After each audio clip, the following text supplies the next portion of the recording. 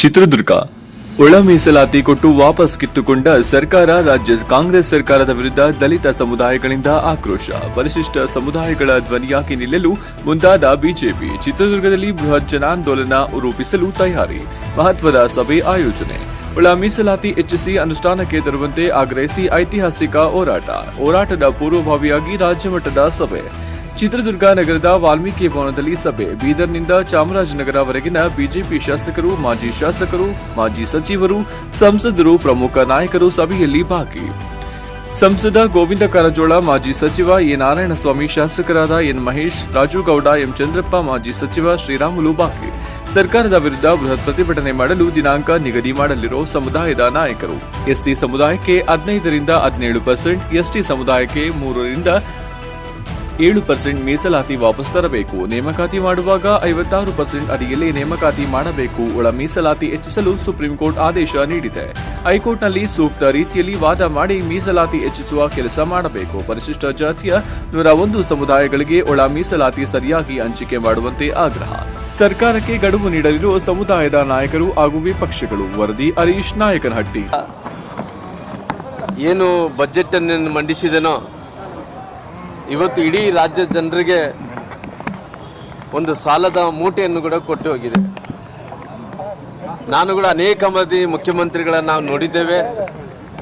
ನೋಡಿದಂಥ ಟೈಮಲ್ಲಿ ಅನೇಕ ಮುಖ್ಯಮಂತ್ರಿಗಳು ಬಸವರಾಜ ಬೊಮ್ಮಾಯಿಯರ ಹಾದಿ ಹಿಡ್ಕೊಂಡು ಅನೇಕರು ಕೂಡ ಒಳ್ಳೆ ಜನಪರವಾದಂಥ ಬಜೆಟನ್ನು ಕೂಡ ಕೊಟ್ಟಿದ್ದರು.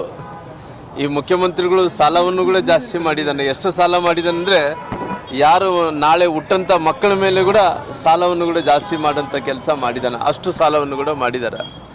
ಸುಮಾರಾಗಿ ಹತ್ತತ್ರ 50,000ಕ್ಕೂ ಹೆಚ್ಚು ಇವತ್ತು ಸಾಲದ ಬಡ್ಡಿಯನ್ನು ಕಟ್ಟುವಂಥ ಕೆಲಸ ಮಾಡ್ತಾರೆ. 50,000 ಕೋಟಿಗೂ ಹೆಚ್ಚು ಜಾಸ್ತಿ ಆಗಿ ಸಾಲದ ಬಡ್ಡಿಯನ್ನು ಕಟ್ಟುವಂಥ ಕೆಲಸ ಮಾಡ್ತಾ ಇದ್ದಾರೆ. ಹಂಗಾಗಿ ಈ ಬಡ್ಜೆಟ್ಟು ಭಾಳಷ್ಟು ಜನರಿಗೆ ಒಂದು ಹೊರೆಯನ್ನು ತಂದುಕೊಡೋಂಥ ಕೆಲಸ ಆಗಿದೆ. ಹಂಗಾಗಿ ಈ ನಾಡಿನ ಜನರು ಈ ಬಜೆಟ್ ಮೇಲೆ ಅಸಮಾಧಾನವನ್ನು ಕೂಡ ವ್ಯಕ್ತಪಡಿಸೋಂಥ ಕೆಲಸ ಮಾಡ್ತಾ ಇದ್ದಾರೆ. ಇವತ್ತು ನಾವು SC ಜನಾಂಗದವರು ಏನು ಅವತ್ತಿನ ಸಂದರ್ಭದಲ್ಲಿ ನಾನು ಸಮಾಜ ಕಲ್ಯಾಣ ಮಂತ್ರಿಗಳಾಗಿದ್ದೆ. ಬಸವರಾಜ ಬೊಮ್ಮಾಯಿನವರು, ಗೋವಿಂದ ಕಾರಜೋಳವರು ನಾವೆಲ್ಲರೂ ಸೇರಿಕೊಂಡು ಸುಮಾರಾಗಿ 3 ದಶಕಗಳ ಹೋರಾಟವನ್ನು ಕೂಡ SC ಸಮುದಾಯಗಳಿಗೆ ಮೀಸಲಾತಿಯನ್ನು ಜಾಸ್ತಿ ಮಾಡೋಂಥ ಕೆಲಸ ಮಾಡಿದ್ವಿ. 50% ಇದ್ದಂಥ ಮೀಸಲಾತಿಯನ್ನು 56% ಮೀಸಲಾತಿಯನ್ನು ಮಾಡೋಂಥ ಕೆಲಸ ಮಾಡಿದ್ವಿ.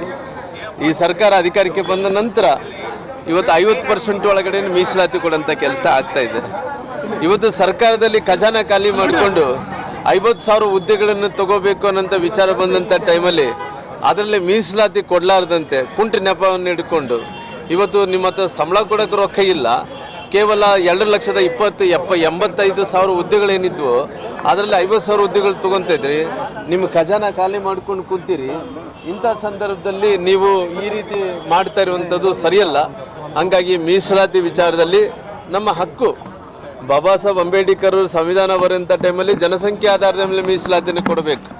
ಆ ಮೀಸಲಾತಿ ಕೊಡೋಂಥ ವಿಚಾರ ಬಂದಂಥ ಟೈಮಲ್ಲಿ ಯಾವ ರೀತಿ ನಿಯಮಗಳನ್ನು ಪಾಲಿಸಬೇಕಾಯಿತು. ಜಸ್ಟಿಸ್ ನಾಗಮೋಹನ್ ದಾಸ್ ವರದಿಯನ್ನು ಕೊಟ್ಟಂಥ ಟೈಮಲ್ಲಿ ಅವತ್ತು ನಾನೇ ಈ ಸಬ್ ಕಮಿಟಿಯ ಚೇರ್ಮನ್ರಾಗಿ, ಗೋವಿಂದ ಕಾರಜೋಳ ಸಾಹೇಬರು ಕೂಡ ಈ ಚೇರ್ಮನ್ರಾಗಿದ್ದರು, ನಾನು ಚೇರ್ಮನ್ರಾಗಿದ್ದೆ. ಅವತ್ತಿನ ಸಂದರ್ಭದಲ್ಲಿ ಅವರು ಅವಧಿಯಲ್ಲಿ ಸಮಾಜ ಕಲ್ಯಾಣ ಮಂತ್ರಿ ಇದ್ದಂಥ ಟೈಮಲ್ಲಿ ಅವರು ಚೇರ್ಮನ್ ಆಗಿದ್ದರು. ನನ್ನ ಅವಧಿಯಲ್ಲಿ ಕೂಡ ನಾನು ಚೇರ್ಮನ್ ಆಗಿದ್ದೆ. ನನ್ನ ಸೋದರರಾದ ಶಿವನಗೌಡರ ನಾಯಕರು ಎಲ್ಲರೂ ಕೂಡ ಸೇರಿಕೊಂಡು ನಾಗಮೋಹನ್ ದಾಸ್ ಅವರ ವರದಿಯನ್ನು ಯಥಾಸ್ಥಿತಿಯಲ್ಲಿ ಕೂಡ ಸ್ವೀಕಾರವನ್ನು ಮಾಡಿಕೊಂಡು ಕ್ಯಾಬಿನೆಟ್ಗೆ ತೊಗೊಂಡೋಗಿ ಚರ್ಚೆ ಮಾಡಿ, ಆ ಚರ್ಚೆ ಆದ ನಂತರ ಸರ್ವಪಕ್ಷಗಳು ಕರೆದು ಎಲ್ಲರೂ ಕೂಡ ಸಿದ್ದರಾಮಯ್ಯರು, DK ಶಿವಕುಮಾರ್ ಅವರು, ಕುಮಾರಸ್ವಾಮಿಯವರು, ನಮ್ಮ ಯಡಿಯೂರಪ್ಪನವರು, ಬೊಮ್ಮಾಯಿನವರು, ನಮ್ಮ ಶಿವನಗೌಡರ ನಾಯಕರು, ನಂತರ ನಮ್ಮ ಗೋವಿಂದ ಕಾರಜೋಳ ಎಲ್ಲರೂ ಕೂಡ ಸೇರಿ ಮೀಸಲಾತಿ ಜಾಸ್ತಿ ಮಾಡಿದ ನಂತರ ಈ ಮೀಸಲಾತಿ ಕಸ್ಕೊಳ್ಳೋಂಥ ಏನು ಕೆಲಸ ಮಾಡ್ತಾ ಇದ್ದಾರೋ ಇದು ದಲಿತರ ವಿರೋಧಿ ಸರ್ಕಾರ ಅನ್ನೋಂಥ ಮಾತನ್ನು ಹೇಳಬೇಕಾಗುತ್ತೆ. ಅದಕ್ಕೋಸ್ಕರವಾಗಿ ಉಗ್ರವಾದಂಥ ಹೋರಾಟವನ್ನು ಮಾಡಬೇಕನ್ನೋಂಥ ಕಾರಣದಿಂದ ಇವತ್ತು ಎಲ್ಲರೂ ಕೂಡ ಸೇರಿದ್ದೀವಿ. ಒಂದು ಅಂತಿಮವಾದಂಥ ನಿರ್ಧಾರವನ್ನು ತೊಗೊಂಡು ಮತ್ತೆ ಪುನಃ ತಿಳಿಸುವಂಥ ಕೆಲಸ ಮಾಡ್ತೀನಿ. ಅವರು ಬಹುಶಃ ಈ ಬಜೆಟನ್ನು ನೋಡಿದ ನಂತರ ಎಷ್ಟು ಸಾಲ ಮಾಡಿದೇನಂದ್ರಿಗಿನ ಸಿದ್ದರಾಮಯ್ಯನವರು ಹತ್ತತ್ರ 4 ಲಕ್ಷಕ್ಕೂ ಹೆಚ್ಚು ಸಾಲವನ್ನು ಕೂಡ ಮಾಡಿದ್ದಾರೆ. ಹುಟ್ಟಂಥ ಮಕ್ಕಳ ಮೇಲೆ ಕೂಡ ಇವತ್ತು ಸಾಲದ ಹೊರೆ ಹೊರಿಸಿ ಕುಂತಾನ. ಈ ಬಜೆಟನ್ನು ನೋಡಿದ ನಂತರ ಶಿವಕುಮಾರ್ ಅವರು ಮುಖ್ಯಮಂತ್ರಿ ಆಗಲ್ಲ ಅಂತ ತಿಳ್ಕೊಂಡಿದ್ದೀನಿ. ಇಷ್ಟೊಂದು ಸಾಲ ಮಾಡಿದ ನಂತರ ಈ ರಾಜ್ಯ ದಿವಾಳಿ ಆದಂಥ ಟೈಮಲ್ಲಿ ಅವ್ನು ಮುಖ್ಯಮಂತ್ರಿಯಾಗಿ ಏನು ಮಾಡ್ತಾನೆ? ಬಹುಶಃ ನನಗೆ ಗೊತ್ತಿರೋಂಥ ಪ್ರಕಾರ ಶಿವಕುಮಾರ್ ಅವರು ಮುಖ್ಯಮಂತ್ರಿ ಸ್ಥಾನದಿಂದ ಹಿಂದಕ್ಕೆ ಸರಿತಾರೆ.